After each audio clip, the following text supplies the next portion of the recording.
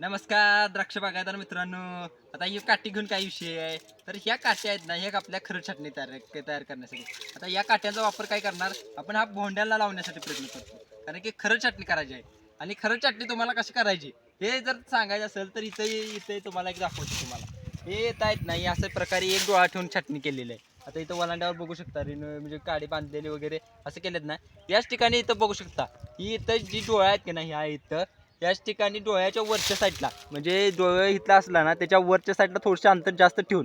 कारण कसं होणार, जर तुम्ही हे जर अंतर नाही ठेवलं तर यावर्षीचं टेम्परेचर हाय लेवलला आहे, हे इथून आत वाळत जाणार आणि वाळत गेले की हा डोळा फुटणार नाही. तर यासाठी तुम्हाला याचं नियोजन करणे खूप गरजेचं आहे.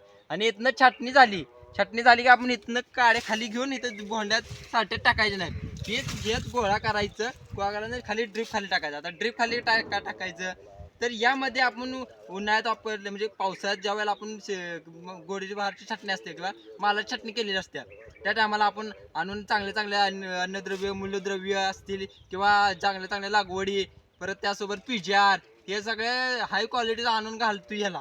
आणि हेच घालायचं, ह्यामध्ये जे अन्नद्रव्य स्टोरेज आहे ते आपण घरला घेऊन जातोय. आता यावर्षी तर गॅस मिळत नाही, त्यामुळे माणसं म्हणणार गॅस मिळत नाही, आपण घेऊन जाऊया जाळ्या. पण याच ठिकाणी जर याचा वापर जर प्रॉपर चांगल्या प्रकारे असं पोंड्याला जर केला तर याचा फायदा 3-4 तर चांगले होते. ते एकतर पाणी कमी लागणार, मल्चिंग चांगल्या प्रकारे होणार, तणाचं नियंत्रण होणार.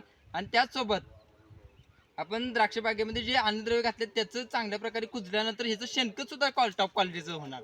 म्हणजे स्वतःचाच वापर स्वतःलाच केला जातो. तर तुमचं काय मत आहे आणि तुमच्या विभागात ह्या गोष्टी काय करतात हे नक्की सांगण्याचा प्रयत्न करा. धन्यवाद.